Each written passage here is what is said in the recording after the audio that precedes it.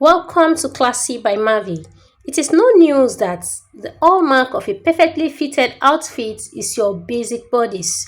So, if you know how to draft your basic bodice perfectly, you'll be able to make perfectly fitted outfits. In this tutorial, you will learn how to make a basic bodice the easiest way using Helen Armstrong's bust dart method. So, I'll be showing you the easiest way to make a basic bodice pattern.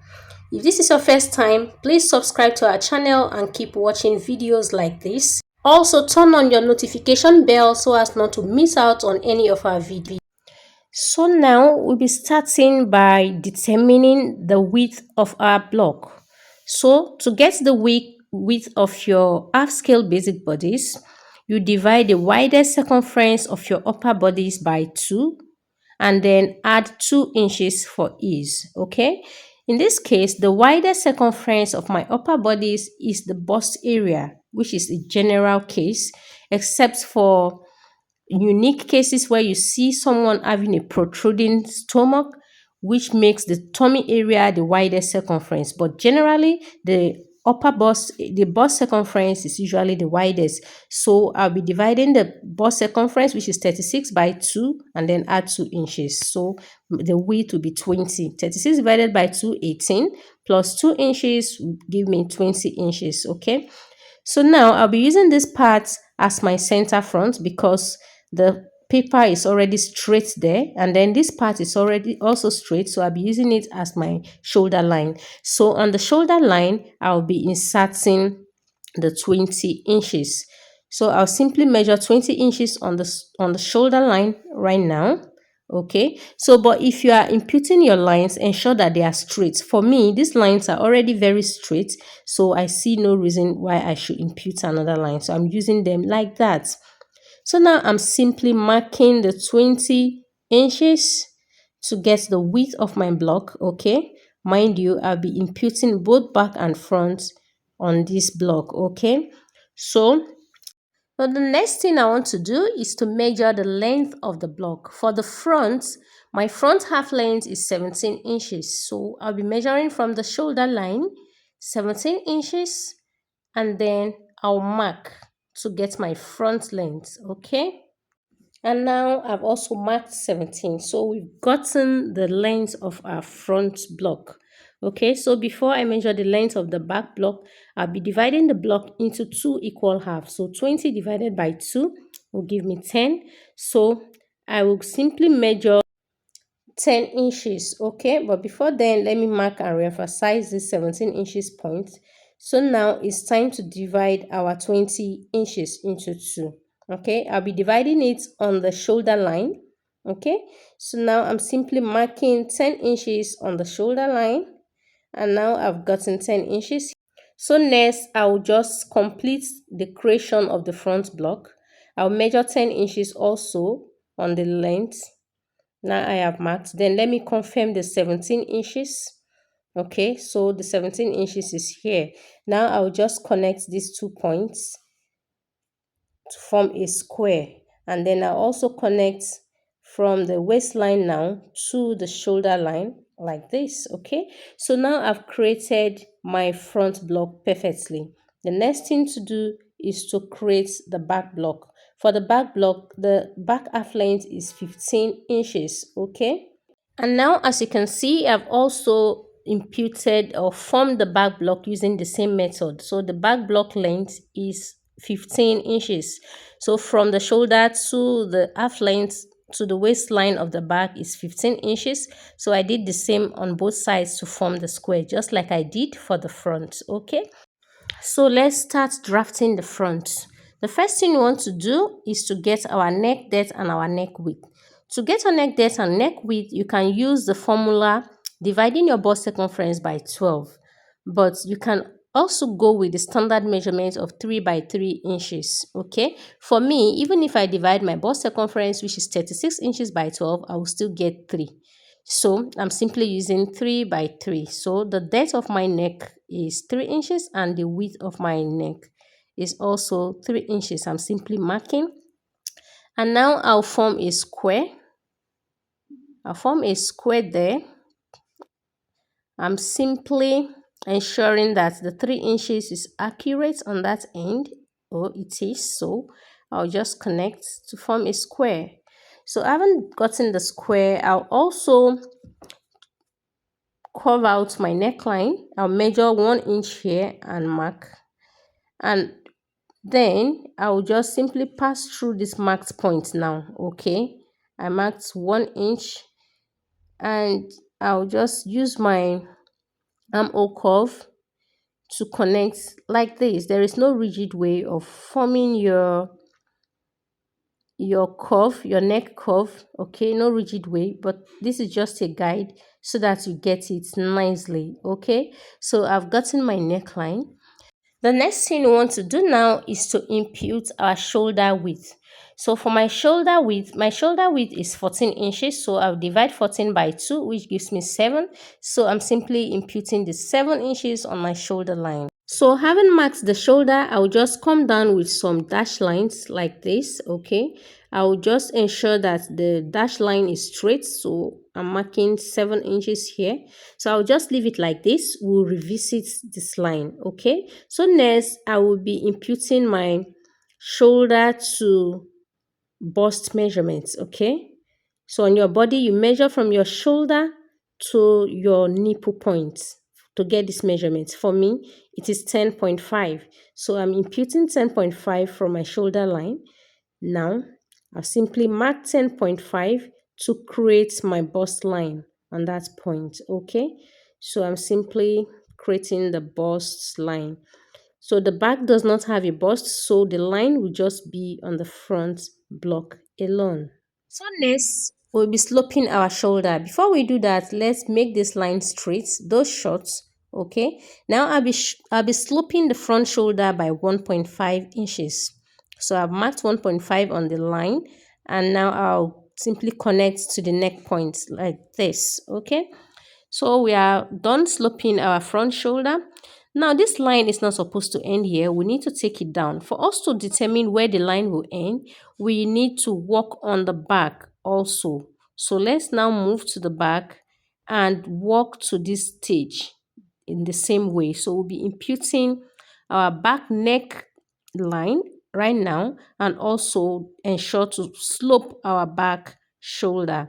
Okay, so for the back neckline, the width is the same, 3 inches, but the depth is 1 inch. That is a standard back neck depth and neck width. Okay, so after marking, I'm simply curving it out like this. And then the next thing I want to do is to impute the shoulder width, just like I did for the front. I'm marking 7 inches. So I will come down a little and also still mark 7 inches to connect and create a short shoulder, a short line for my armhole curve. I'll later extend this line, as you already know. So I'm now sloping the back by 1 inch. Okay, so I've sloped the back shoulder by 1 inch. Now it's time to determine where this back armhole line is going to end. That is where our chest line will be. Okay, now the chest line will go across both back and front. So to get your chest line, to get where to place your chest line, in other words, to get your armhole depth, you simply divide your bust circumference by 6, and then you add 1.5 inches. So for me, my bust circumference is 36. 36 divided by 6 gives me 6 inches, plus 1.5 gives me 7. Now, this 1.5 will not be imputed here because the front shoulder is slopier. It has been sloped by 1.5 inches. So if I now insert the 7.5 inches from this sloped point, it will be too deep down. Our armhole will be too deep. Okay, it will not be accurate. So to get it accurately, I'll be imputing the 7.5 from the back, from the sloped shoulder of the back. Okay, so the back was sloped to just 1 inch, right? So simply marking 7.5 from that sloped point. Can you see? So this point is where our chest line will be. Now we need to take the line across. So measuring it from the shoulder line, it gives me 8.5 inches. Can you see this? So if I measure from the shoulder line down, that same point will give me 8.5 inches. So I'm doing this so as for me to be able to take it across the entire bodice. So when I come to the front, I'll also measure 8.5 from the shoulder line, okay? So that the line will be able to be so straight and perfect, okay? So just watch me. I'm trying to mark 8.5 across the entire bodice to enable me get a straight line. So after marking 8.5 across the entire bodice, I'm simply linking the points to create a straight line for my chest line. And here we are. We now have our chest line. At this point, what we'll do is to extend our armhole line down to meet with the chest line, okay? So let me confirm the 7 inches for our shoulder width before I link. Can you see this? So we now have a straight line where we'll be curving out our armhole, okay? So the next thing we want to do is also do the same thing at the back. Measure 7 and then bring down the armhole line like this, okay? So we've gotten our line. The next thing is to curve out the armhole line. So for the front armhole, so to create our armhole curve for the front, we simply mark 3 inches from the chest line upwards, okay? So we are marking 3 inches. You can use your neck width measurements to determine that. In case you have calculated more than 3, you just go up by that same figure. So I have marked 3 inches. So having marked that, we'll come in by half an inch or 3/4 of an inch, okay? This is actually not rigid, but I will recommend you measure the across front of your client, okay? To measure your across front, you simply, from your neckline, you measure about 5 inches down from your neckline and measure the width of where your brass strap starts from, okay? The closest, where your brass strap is closest to your armhole. So you just measure across that area. That is your across front measurement, okay? So once you get that measurement, you insert it.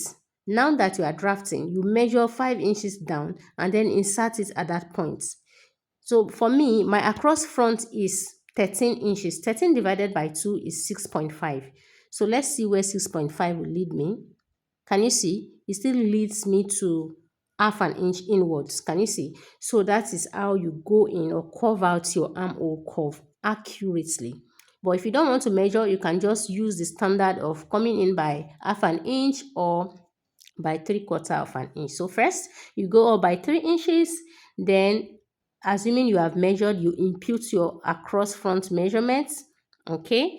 Or if you did not measure, you use the half an inch or 3/4 of an inch standard, right? So we have gotten that. So the next thing we want to do is to impute our bust circumference measurement. And now we are to insert our bust circumference measurement on our chest line. 36 divided by 4 gives me 9. So I'll be inserting my bust circumference divided by 4 here, which is 9 inches. I'm simply marking the 9 inches on the chest line. Can you see? So we have gotten that. So to curve out our armhole beautifully, I'll be going up from this angle point by 1 inch, okay? Then I'll now link these 3 points, okay, or 4 points. Can you see? I'll be linking these 4 points using my armhole curve. So as you can see here, I've curved it out beautifully using my armhole curve, okay? The point I was doing it was omitted, so I've done that. Now let's proceed to the back to curve out the back armhole also. So unlike the front that we went up by 3 inches from the chest line, for the back we are simply dividing from the sloped point to the chest line, we are dividing it into 2, which will give me 3/4 of an inch, okay, because it is 7.5 originally. 7.5 divided by 2, 3/4. I've marked the midpoint, and now I'll go in by 1/4 of an inch, which is also standard. But for some bodies, some body sizes, you don't even need to curve it in, like my own body, because my across back is 14 inches. Let's check. 14 divided by 2 brings me to 7 inches here. So there is no need to curve mine out. But in case you did not measure someone's across front, you can simply curve out the back with 1/4 of an inch. Now I'm inserting the bust circumference measurement divided by 4, which is 9. So I have marked my 9 inches. I'm also coming up from the angled point by 1 inch to link the 4 points as usual. Can you see? So this was what I did for the front, which you did not see. So now I'm simply doing it for the back. Can you see? I've curved out the back armhole also beautifully. Okay.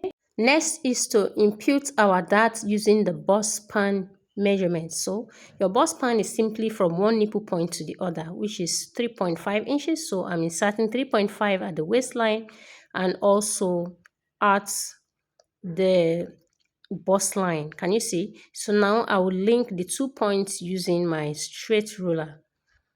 Okay, so after linking this, I've gotten my dart leg. Next will be my dart intake. For your front dart intake, I would recommend 1 inch on both sides or 3/4 of an inch on both sides, giving a total of either 1.5 inches dart intake or 2 inches dart intake. But for this tutorial, I'll be using 2 inches dart intake, 1 inch on both sides. Okay, avoid using half an inch on both sides, making it 1 inch dart, because if you do that, your bust will not be accentuated. Okay, so to get a perfectly fitted dress, use either 1 inch on both sides or 3/4 inch on both sides. So now I'm using 1 inch on both sides, so my dart intake in total is 2 inches. Okay, so I will now impute my waist circumference measurement, which is 28 divided by 4, 7. Now I'll add back these darts. So I'm adding back 2 inches to 7 inches, which will give me 9 inches. So I'll be marking 9 here. Okay, and then I'll link it back to meet with the armhole, the area where I imputed my bust circumference. Okay, so that has been done. Next, I'll be imputing my bust darts. Okay, so to impute my bust dart, it will be the difference between the back and front half length. Can you see?